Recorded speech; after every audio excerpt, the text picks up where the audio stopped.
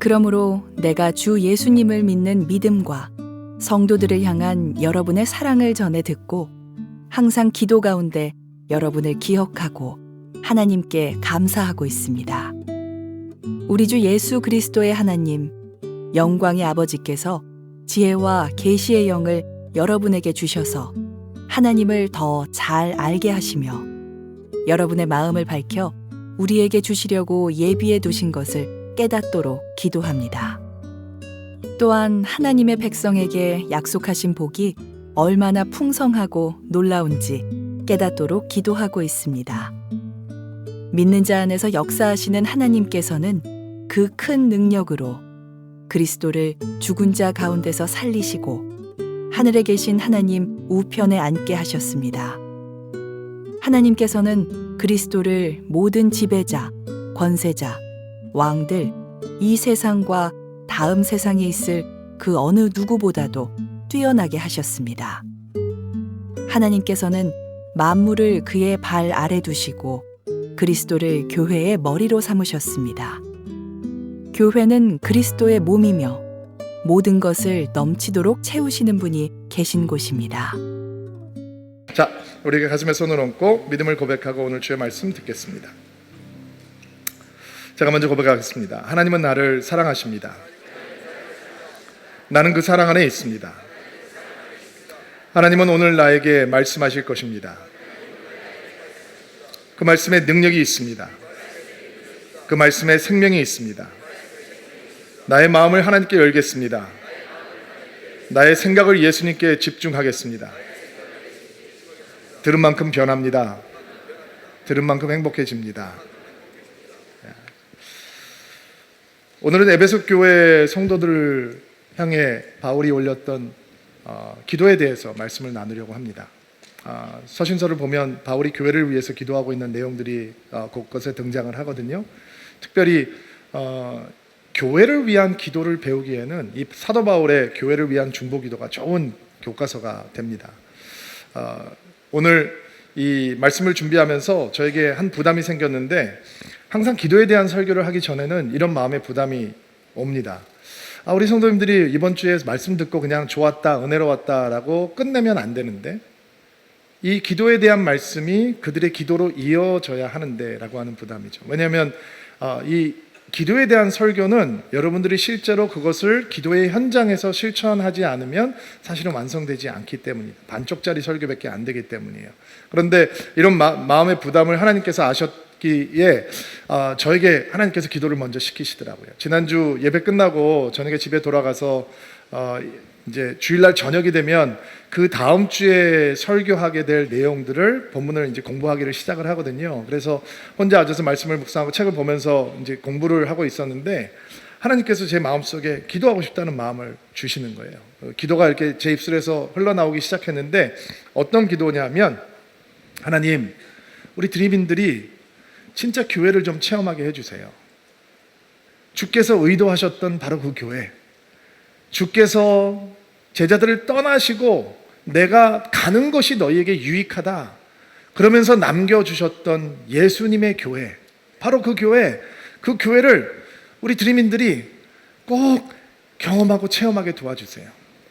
맛보아할 수 있도록 도와주세요. 이런 기도가 제가 막 흘러나오는 거예요. 근데 막 왜 우리 은혜가 임할 때는 여러분 이렇게 눈물이 막 수도에서 흐르듯이 막 줄줄 새잖아요. 막 줄줄 새면서 제가 기도를 올려드리는데 기도가 멈추질 않는 거예요. 끊어지질 않는 거예요. 그러니까 제가 기도하다가 우리 목사님들, 교육자들의 이름을 부르면서 아무개 목사가 교회를 경험하게 해주세요. 우리 장로님들의 이름을 불러드리면서 우리 성도님들의 이름을 생각나는 사람들을 막 이름을 부르면서 아무개가 제발 주께서 우리에게 선물로 주셨던 그 교회를 체험할 수 있게 도와주세요. 열심히 기도가 마음이 뜨거워지더라고요. 그리고 제가 생각했어요. 사도 바울의 마음이 이런 거였구나. 사도 바울이 에베소 교회 성도들을 생각하면서 이런 마음으로 기도를 한 거구나. 오늘 말씀을 들으면서 여러분들께서 정말 이 말씀이 여기서 끝나는 것이 아니라 여러분의 삶의 현장으로 들어가서 일주일 동안, 한 주 동안 정말 이 말씀을 붙들고 교회를 위해서 기도하고 서로를 위해서 기도할 수 있는 뜨거운 마음이 기도로 이어지는 축복이 있게 되기를 예수님의 이름으로 축복합니다. 자, 15절, 16절 말씀 한번 읽어볼게요. 한번 읽어주시겠어요? 시작. 그러므로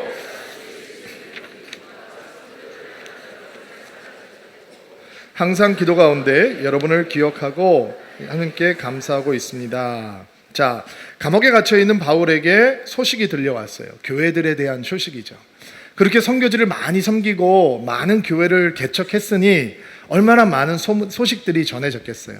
예를 들자면 빌립보 교회에서는 이거 열심히 있던 여자 리더들이 싸움을 시작했다, 싸움질을 한다, 이런 소식도 들려왔고, 각각 교회에서 예수를 정말 사랑하고 신실하게 따라가는 성도들이 이런 고통을 당하고 있다라는 소식도 들려왔을 것이고, 이런 이단들이 와서 이상한 이야기를 가르치면서 교회를 어지럽히고 있다, 이런 소식들도 다 들려왔을 거예요. 에베소 교회에 대한 소식도 들려왔어요. 그런데 아주 아름다운 소식이 들려오는 거예요. 무슨 소식이냐? 먼저 그들의 주 예수님을 믿는 믿음, 영어 성경에는 faith in the Lord, 주 안에 있는 믿음이 잘 성장하고 있다라고 하는 소식이었어요. 여러분, 믿음이라고 하는 것이 뿌리가 어디에 있는지가 중요하잖아요. 사람들 사이에서 뿌리가 있으면, 뿌리가 내리고 있으면 사람들과의 관계가 깨지면 믿음도 흔들리게 되겠죠. 내가 어떤 율법적인 것에 뿌리를 두고 있으면 결국 믿음은 내 공로, 내 노력, 내 의지를 바라보는 실체가 되겠죠. 그러나 주 예수 안에 뿌리를 내리고 있는 믿음은 오직 주님만 바라보고 주님만 신뢰하고 주님만 따라가고 주님만 바라보는 믿음이 되는 것이죠. 그게 예수 안에 있는 믿음인 거예요. 우리는 아무것도 할 수 없으며 오직 주의 은혜로만 주께로 나갈 수 있다라고 하는 것을 온전히 붙들고 있는 믿음, 나를 의지 않고 예수를 의지하고 하는 믿음이 바로 사도 바울이 이야기하고 있는 주 안에 있는, 예수 안에 있는 믿음이에요.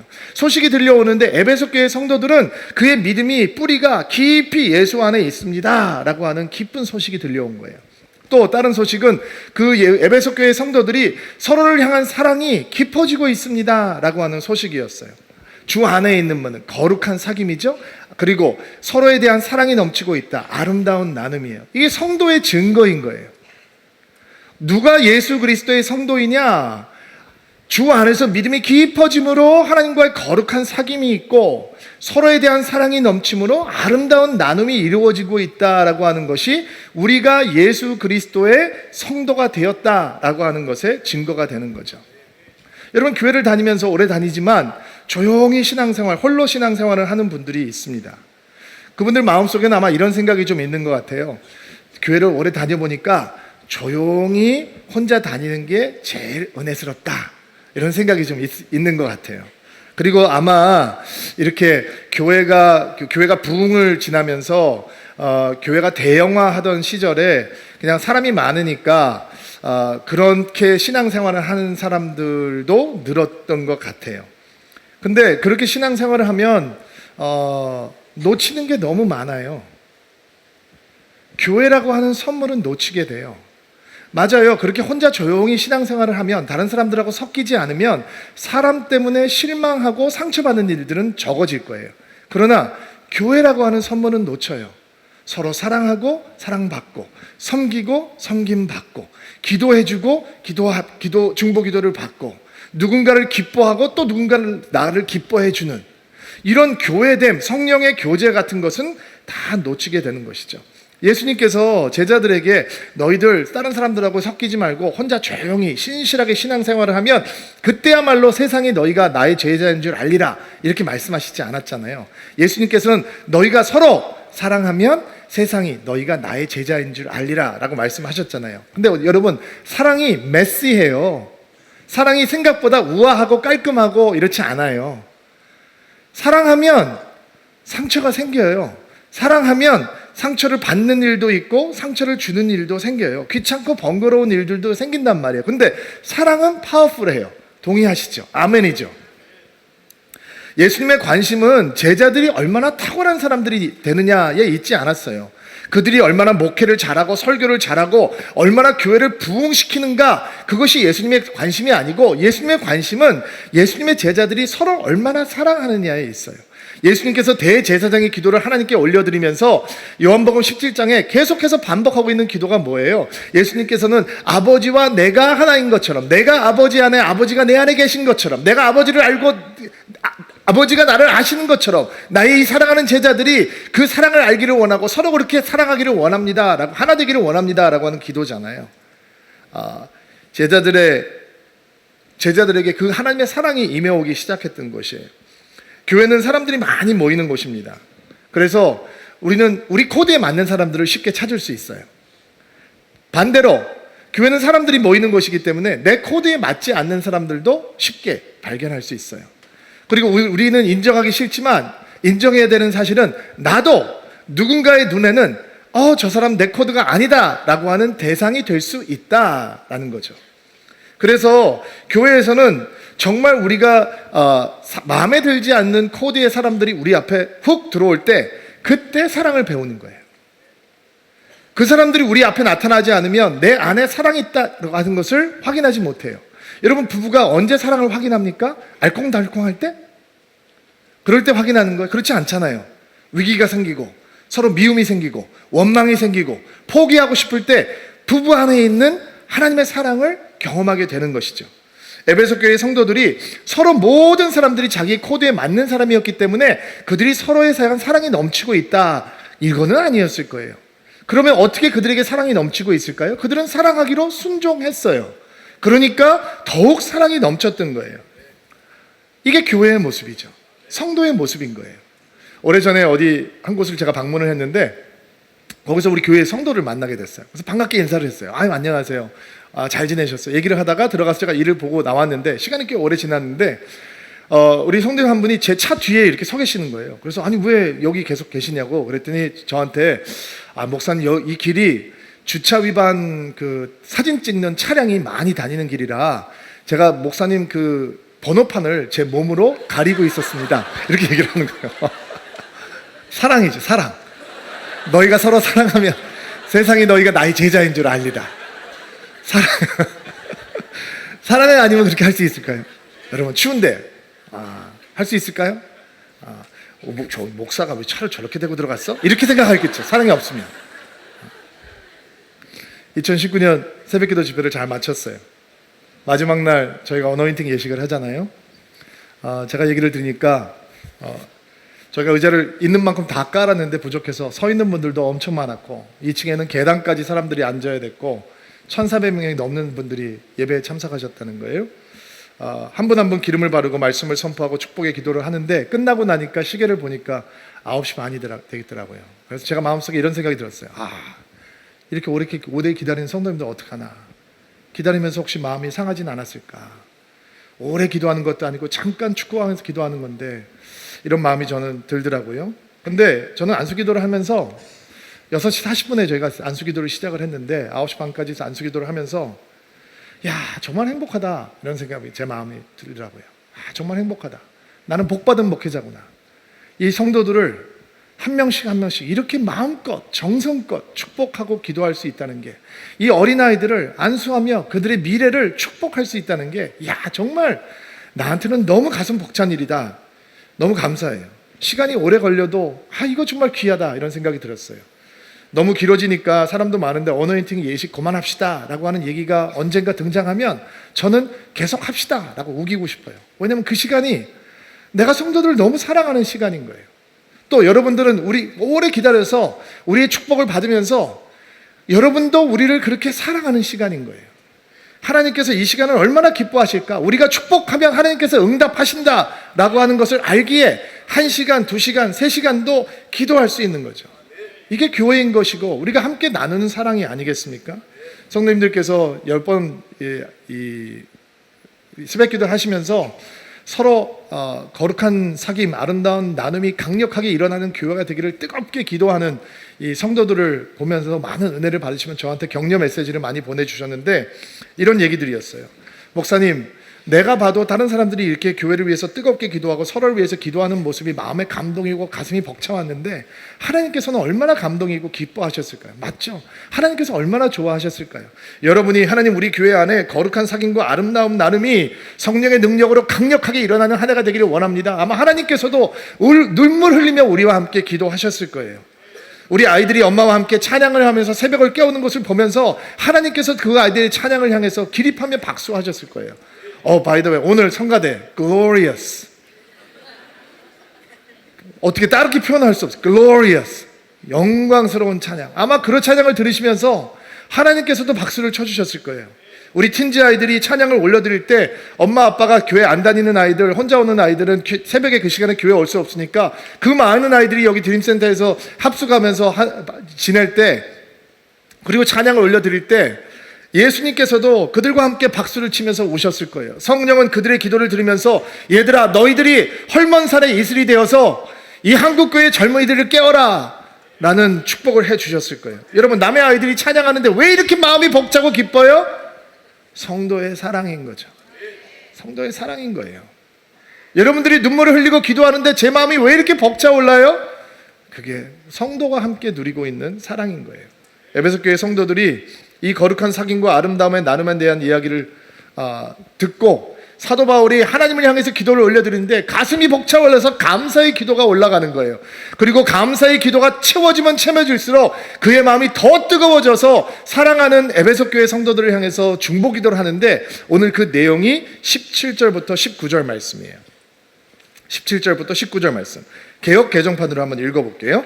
제가 올려드릴게요. 개역 개정판으로 한번 읽어주세요. 시작. 아버지께서 지혜와 계시의 영을 너희에게 주사 하나님을 알게 하시고 너희 마음의 눈을 밝히사 그의 부르심의 소망이 무엇이며 성도 안에서 기업의 영광이 풍성함이 무엇이며 그의 힘의 위력으로 역사하심을 따라 믿는 우리에게 베푸신 능력의 지극히 크심이 어떠한 것을 너희로 알게 하기를 구하노라. 네 가지 기도가 등장을 하는데 사실은 15절부터 23절 말씀이 헬라어로는 한 문장이에요. 한 문장에서 이게 번역을 할 때 어려운 게 어디서 끊어서 마침표를 찍을까라고 하는 게 굉장히 어려운 일이거든요. 그렇지만 이 기도를 네 가지로 정리를 해보면 이런 기도예요. 첫 번째는 하나님을 더 잘 알게 해주십시오 라는 기도예요. 두 번째, 부르심의 소망이 무엇인지 알게 해주십시오 라는 기도예요. 세 번째는 믿음의 기업의 영광의 풍성함이 어떤 것인지 알게 해 주십시오. 네 번째는 하나님께서 우리에게 베푸신 능력의 지극히 크심이 무엇인지 알게 해 주십시오 라는 기도예요. 잘 기억이 안 나시죠? 집에 돌아가서 한 번 더 들으세요. 그리고 기억하시고 이번 주에 이 기도를 붙들고 기도하셨으면 좋겠어요. 한 가지씩 얘기를 나눠볼 텐데, 자, 사귐과 나눔이 은혜가 충만했던 에베소 교회를 위한 첫 번째 중보기도는 그들이 하나님을 잘 알게 해주십시오 라고 하는 기도였어요. 여러분, 좀 의외 아니에요? 이미 그들이 하나님을 알고 있잖아요. 주 안에서 믿음이 깊어지고 있었고, 그리고 서로를 향한 사랑이 있다라고 하는 게 그들이 하나님을 안다라고 하는 증거잖아요. 근데 왜 사도 바울은 또다시 그들이 하나님을 잘 알게 해주십시오라고 하는 기도를 하고 있을까요? 왜냐하면 회심, 예수를 믿게 되는 사건이죠. 그 사건은 믿음의 끝이 아니라 시작에 불과하기 때문이에요. 이해가 되시나요? 우리는 회심을 하면 이제 됐다라고 생각하기가 쉬워요. 나에게 이제 믿음이 생겼으니까 이제 됐다. 사도 바울은 지금 이렇게 얘기를 하고 있는 거예요, 우리에게. 아닙니다, 여러분. 당신이 예수를 알고 믿게 된 것은, 예수를 구원자로 인정하게 된 것은, 당신이 회심을 하게 된 것은 이제 시작에 불과합니다.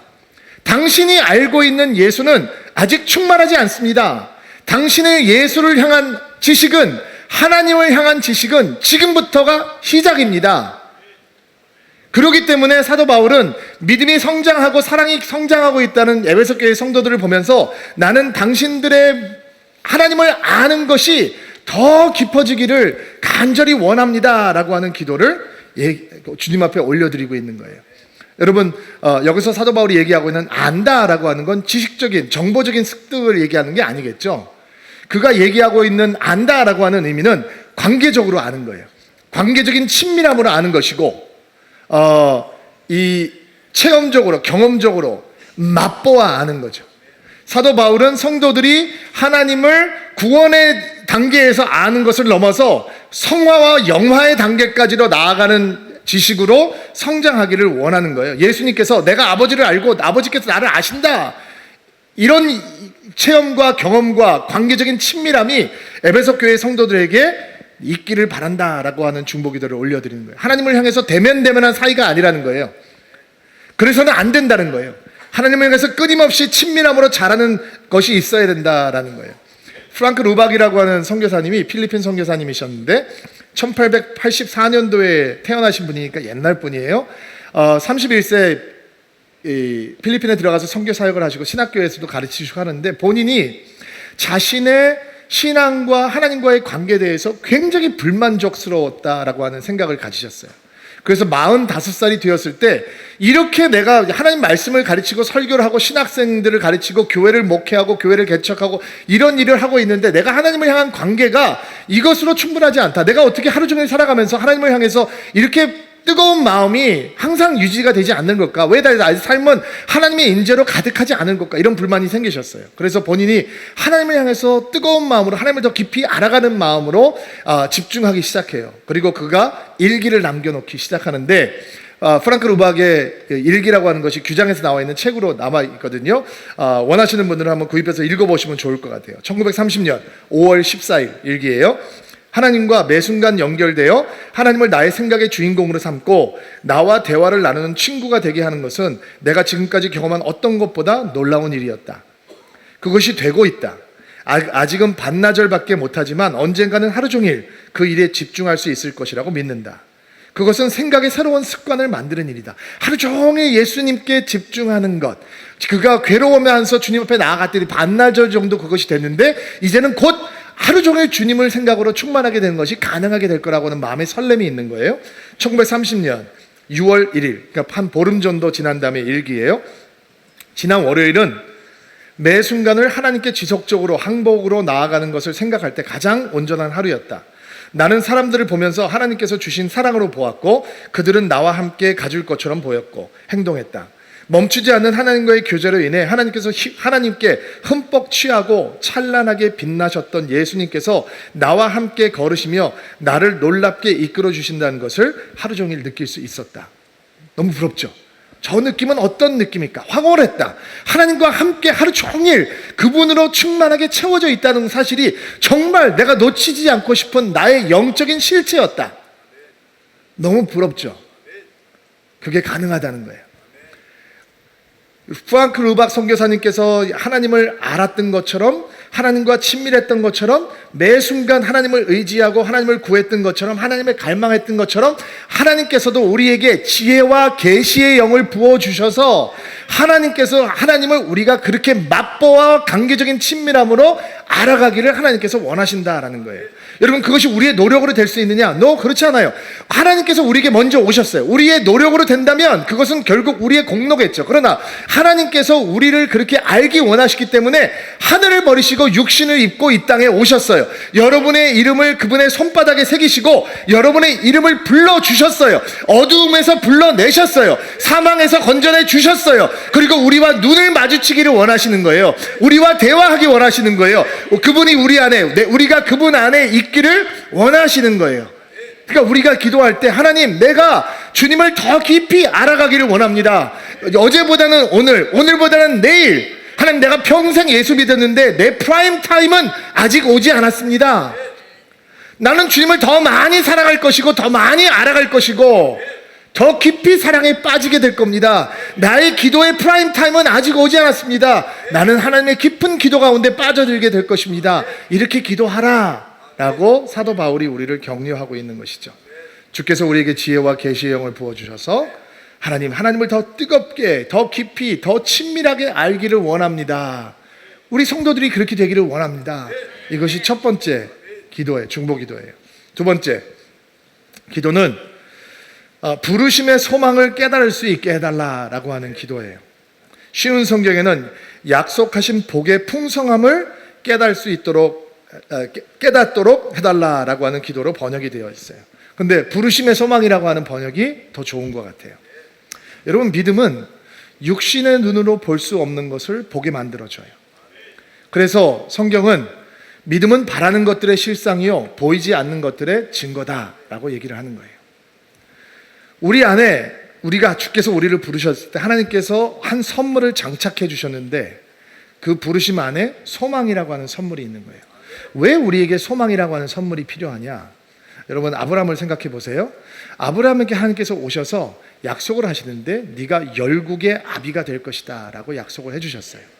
그리고 여러분이 그 약속의 선물을 받는 것처럼 아브라함도 그것을 믿었어요. 그런데 아무리 기다려도 애가 태어나지 않네요. 열국의 아비가 되려면 매년 나와야 되는데 안 나와요. 애가 안 나오는 거예요. 애가 안 생겨요. 근데 아브라함이 하나님을 믿어요. 어떻게 해요? 그 부르심 안에 뭐가 장착이 되어 있다고요? 소망. 소망은 바라는 것들의 실상이요 보이지 않는 것들의 증거예요. 이삭이 매이모네요. 나가 100살이 됐는데 이삭이 왔어요. 그러면 하나님의 약속이 이루어진 건가요? 열국의 아비가 된다는 거라니까요. 그게 약속이라니까요. 근데 아브라함이 소망을 통해서 이삭을 바라보면서 하나님께서 주셨던 약속, 너의 자손이 하늘의 별처럼 많아질 것이며 땅의 티끌처럼 많아질 것이다 라고 하는 것을 받는 거예요. 믿는 거예요. 왜? 그의 부르심에 뭐가 장착이 되어 있어요? 소망이. 소망은 아직 이루어지지 않은 일들 속에서 하나님을 기대하고 하나님을 바라고 하나님의 약속을 붙드는 믿음의 모습이에요. 그러면 왜 우리한테 부르심의 소망이 필요한가? 왜냐하면 우리의 삶이 아직 이루어지지 않은 하나님의 은혜로 가득하기 때문이에요. 여러분, 우리가 기도하잖아요. 취업을 위해서 기도해요. 근데 아직 문이 안 열렸어요. 우리 싱글들 결혼 위해서 기도하시고 계시잖아요. 근데 아직 그 하나님의 남자가, 하나님의 여자가 안 나타났어요. 배우자를 그렇게 기다렸는데 남들은 쑥쑥 가는데 왜 이렇게 못 가나 라는 생각이 들어요. 지치죠. 잉태되기를 기다리는 엄마가 있어요. 근데 아무리 기다려도 임신이 안 돼요. 사랑하는 가족이 예수님께 돌아오기를 눈물로 기도하는 사람들이 있어요. 근데 전에도 그들의 마음은 요동을 하지 않는 것처럼 보여요. 사업의 형통을 위해서 기도하고 있는데 호전이 안 돼요. 이렇게 우리의 삶 속에서 아직 이루어지지 않은 하나님의 약속과 은혜가 있단 말이에요. 그래서 우리에게는 부르심이 가져다주는 소망이 필요해요. 그게 없으면 한없이 지치고 한없이 낙심하고 하나님을 향해서조차, 믿음을 향해서조차 냉소적으로 변하기 때문이죠. 소망이 우리 안에 인내를 심어줘요. 그리고 그 인내가 생기면 실망과 낙심이라고 하는 바이러스를 쫓아내버리죠. 소망이 우리 안에 영적인 설렘을 가져다 주어요. 그 설렘이 생기면 포기와 한숨이라고 하는 질병을 고쳐줘요. 소망이 우리에게 하나님을 향해서 자라게 해주어요. 우리가 그렇게 성장하면 의심과 냉소라고 하는 불청객도 쫓아낼 수 있어요. 아직 다 이루어지지 않은 기도 속에서, 여전히 만족스럽지 않은 현실 속에서 우리는 어떻게 주를 향해서 끊임없이 뜨겁게 자라갈 수 있냐? 부르심 안을 들여다보면 소망이라고 하는 선물이 그 안에 있는 거예요. 그러니까 여러분들 기도 제목이 안 이루어졌다고 낙심하지 마세요. 한숨 쉬지 마세요. 주께서 여러분을 부르셨을 때 그 안에 소망을 주셨어요. 소망을 붙들면 아직 이루어지지 않는 하나님의 은혜 가운데서도 우리는 하나님을 뜨겁게 신실하게 믿을 수 있는 영적인 능력이 생기게 되는 것이죠. 두 번째 기도예요. 부르심의 소망을 알게 하옵소서. 세 번째, 바울이 우리에게 가르쳐주는 기도는 그들의 믿음의 기업의 풍성함이 어떤 것인지 알게 해달라라는 기도예요. 그 믿음의 기업의 영광의 풍성함이 어떤 것인지 알게 해달라. 기업이라고 하는 단어는 회사라고 하는 단어가 아니고요. 유산이라고 하는 단어예요. 그러니까 하나님께서 믿음의 사람들에게 주시는 유산의 영광의 풍성함이 어떤 것인지 알게 해 주십시오. 기도하고 있어요. 왜 이런 기도를 했을까? 아마 헬라 문화권에서 있는 성도들이 예수를 구주로 영접했기 때문에 그들의 경제적인 생활이 굉장히 힘들고 빈곤층으로 떨어지는 일들이 비일비재했기 때문이었을 거예요. 예수 믿기 전에는 사업하면서 잘 살았어요. 근데 예수를 믿기 때문에 온갖 불이익을 당하면서 빈곤층으로 전락해버리는 사람들이 굉장히 많았던 거죠. 우상을 섬기지 않기 때문에, 오직 예수만 믿기 때문에. 그리고 사도 바울은 이런 기도를 하는 거예요. 하나님, 저 성도들이 이 땅의 유업이 아니라 하나님께서 주시는 하늘의 영광의 유업의 풍성함을 바라볼 수 있도록, 깨달을 수 있도록 도와주십시오. 기도하는 거예요. 왜냐하면 이 땅에 있는 삶이 너무 힘들고 빈곤하니까 지칠 수 있으니까 그런 기도를 하는 거죠. 더 쉽게 설명을 해볼까요? 빌 게이츠가 유언장을 쓰는데 여러분을 상속자로 지명을 했어요. 딱 여러분 한 사람이에요. 앞으로 별로 안 좋아하시네. 이 빌 게이츠가 가지고 있는 모든 재산이 여러분에게 오도록 유언장이 기록이 되어 있어요. 아마 여러분은 삶을 대하는 태도가 달라질 거예요. 아무리 어려운 일이 있어도 화 안 낼 거예요. 한숨 짓지 않을 거예요. 어깨 펴고 누가 뭐라 그러면 아이 괜찮아 생각하게 될 거예요. 그리고 당당하게 살아갈 수 있을 거예요. 성경은 얘기합니다. 우리는 예수님의 상속자예요.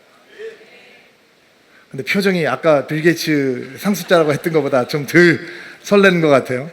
여러분, 빌 게이츠의 마이크로소프트는 이 땅의 유업이에요.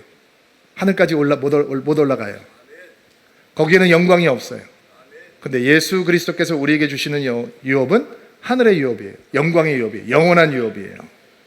바울이 자기가 가지고 있었던 세상의 영화로움을 나는 배설물처럼 여긴다라고 고백을 했어요. 왜요? 그도 자랑할 것이 많들고 붙들 것이 많았는데 예수를 믿고 난 다음에 예수님 때문에 임하게 되는 하늘의 유업의 영광의 풍성함을 보니까 이 땅에서 가지고 있는 어떤 것도 배설물처럼 보이기 시작했다는 거예요. 여러분, 때때로 삶이 실망스러우시죠? 왜 예수 믿지 않는 사람은 저렇게 잘 살고 예수 믿는 나는 이 땅에서 이렇게 고생하는가 라고 생각할 때 있죠. 조금만 공이 몇 개만 더 있으면 좋겠죠. 그래서 사도 바울이 기도하는 거예요. 하나님, 이 성도들이 땅의 영광에 취하지 않는 유일한 방법은 하늘의 유업의 영광의 풍성함에 잠기는 것입니다. 땅에 취하지 않는 길은 하늘에 취하는 것입니다. 그러므로 우리 성도들이 하늘의 영광의 유업의 풍요로움을 바라보고 이 땅을 살아갈 때 땅을 보지 않고 하늘을 보게 도와주십시오. 기도하는 거예요. 이런 기도가 여러분을 충만하게 채우는 하나가 되기를 주의 이름으로 축복합니다. 여러분, 이 땅보다 위대한 삶이 기다리고 있습니다. 자, 마지막으로 사귐과 나눔이 가득한 교회를 향한 사도 바울의 네 번째 기도는 하나님의 크신 능력을 알게 되기를 바란다 라고 하는 기도입니다. 하나님, 우리 성도들이 하나님의 크신 능력을 알게 도와주십시오. 쉬운 성경에는 믿는 자 안에서 역사하시는 하나님의 큰 능력 이렇게 번역이 되어 있어요. 키워드는 능력이죠. 에베소 사람들에게 이 능력을 왜 상기시켜 주느냐? 단순히 하나님께서 위대하시다라고 하는 것을 알려주기 위해서가 아니라 이 하나님의 능력은 우리 성도의 삶의 현장과 긴밀하게 관계가 있기 때문이에요. 성도들은 어떤 사람들이냐? 자기의 능력으로 살아가는 사람이 아니라 하나님의 능력으로 살아가는 사람이기 때문이라는 거예요. 아멘을 받으시기 바랍니다. 사도 바울이 그랬잖아요. 예수를 믿기 전엔 자기 능력으로 공부하고 자기 능력으로 살았어요. 자기 능력으로 출세하고 자기 능력으로 유능함을 과시했어요. 그런데 그가 예수를 믿고 예수의 사람이 되고 난 다음에는 삶의 모든 현장이 하나님의 능력으로 사는 현장이 되는 거예요.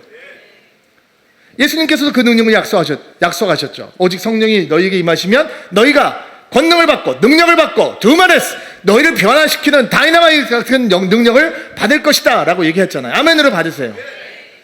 제가 한국에서 공부를 할 때는 내 능력으로 공부했어요.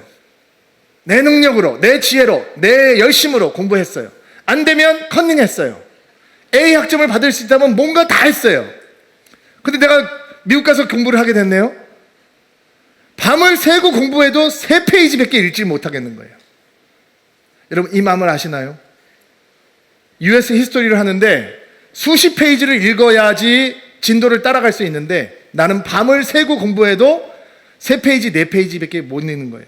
시험을 치를 수가 없어요. 사전을 그렇게 많이 찾아본 적이 없는 것 같아요. 머리에 쥐가 나도록 공부에 따라갈 수가 없어요.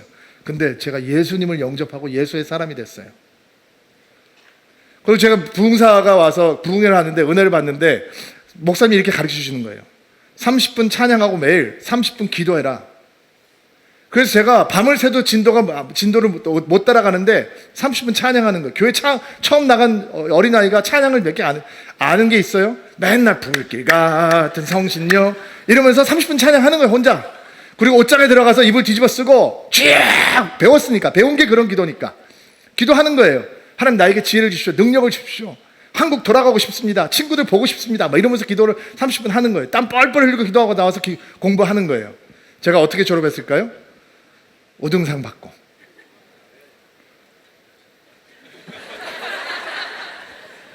미국에서는 고등학교 우등상 상장에 대통령이 사인을 해줘요. 그래서 교포들이 자기 자식 자랑할 때 우리 애가 고등학교 졸업할 때 대통령상 받았다라고 얘기하는데 그 얘기는 대통령상이 아니라 우등승 받았다는 얘기예요. 제가 자랑질을 좀 하자면 영어도 한마디 못하고 강의도 못 알아듣는데 우등상 받고 졸업했어요. 주의 능력으로 공부했어요. 열리더라고요. 확 뚫려버리더라고요. 그리고 하나님께서 정말 능력을 주시더라고요. 자, 여러분 공부하는 학생입니까? 직장 다니는 직장인입니까? 여러분의 능력으로 해보셨죠? 근데 잘 안 되죠? 주의 능력으로 한번 해보세요. 여러분이 아빠입니까? 주의 능력으로 아빠 노릇, 그리고 남편 노릇 해보세요. 여러분이 엄마입니까? 아내입니까? 하나님의 능력으로 그거를 감당해보세요. 여러분의 직장에서 여러분이 꼭 필요한 사람이 되고 싶습니까? 여러분의 능력을 주지 말고 하나님의 능력을 주는 거예요. 우리 교회가 하나님 앞에 쓰임받는 교회가 되고 싶습니까? 그러면 우리는 우리의 능력으로 교회를 만들지 않고 하늘의 능력으로 덧입혀져서 교회가 되는 거예요. 우리가 선교한다면 우리의 능력으로 하면 할 수 있는 일 없어요. 우리 큰 교회 아니기 때문에 우리가 흘려보내는 돈도 한계가 있어요. 그 돈 가지고 택도 없어요. 근데 거기에 하나님의 능력이 더해지면 가는 곳마다 역사가 나타나고 능력이 나타나는 것이죠. 사도 바울이 에베소 교회 성도들 얘기하면서 나는 여러분들이 그 능력을 알고 그 능력으로 채워지고 그 능력으로 사는 사람들이 되기를 바랍니다 라고 기도하고 있는 거예요. 참 이상하죠? 제가 안식년을 하면서 어떤 교회를 가보니까 어떤 교회는 가면 찬양을 하면 찬양이 열려요. 하늘이 보여요. 근데 어떤 교회는 가면 찬양을 시작하면 입이 닫혀요. 어떤 교회는 교회 가서 설교를 들으면 은혜가 쏟아져요. 근데 어떤 교회를 가면 졸음이 쏟아져요. 지금 자고 있는 분들이 계셔서 제가 몹시 마음이 괴롭습니다. 능력이 임해야 됩니다. 어떤 교회는 가면 예배가 끝나면 아쉬워요. 서울대교회처럼. 근데 어떤 교회는 예배가 끝나면 날아갈 것 같아요.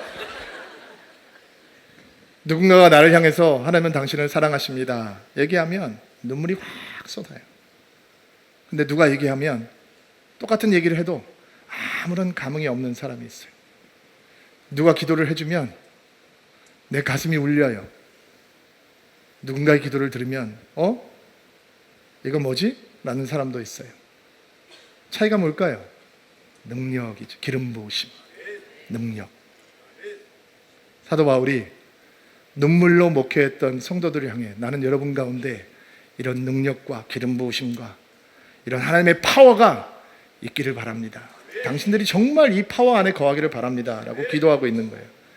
여러분 가운데 이런 능력이 충만한 인생이 되기를 주의 이름으로 축복합니다. 가슴에 손을 얹고 안수해 주시고요. 오늘 바울이 사랑하는 에베소 교회를 향해서 드렸던 축복의 기도로 여러분을 축복하겠습니다. 주님, 주님을 더 깊이 알아가는 은혜를 허락하여 주옵소서. 주님을 관계적으로 더 친밀하게, 경험적으로 더 뜨겁게 알아가는 기쁨을 허락하여 주옵소서. 믿음의 눈을 열어 주옵소서. 그래서 부르심의 소망을 알게 하여 주옵소서. 아직 이루어지지 않은 하나님의 약속 앞에서도, 만족스럽지 않은 나의 현실 속에서도 하나님을 향한 기대감으로 충만하여 주님을 신뢰하게 하옵소서. 하나님의 영광의 유업의 풍성함이 어떤 것인지 깨달아 알게 하옵소서. 이 땅의 풍성함에 취하지 아니하고 영원한 하늘의 영광의 풍성한 유업을 사모하고 기뻐하는 드리민들이 되게 하옵소서. 하늘의 능력을 부어주옵소서.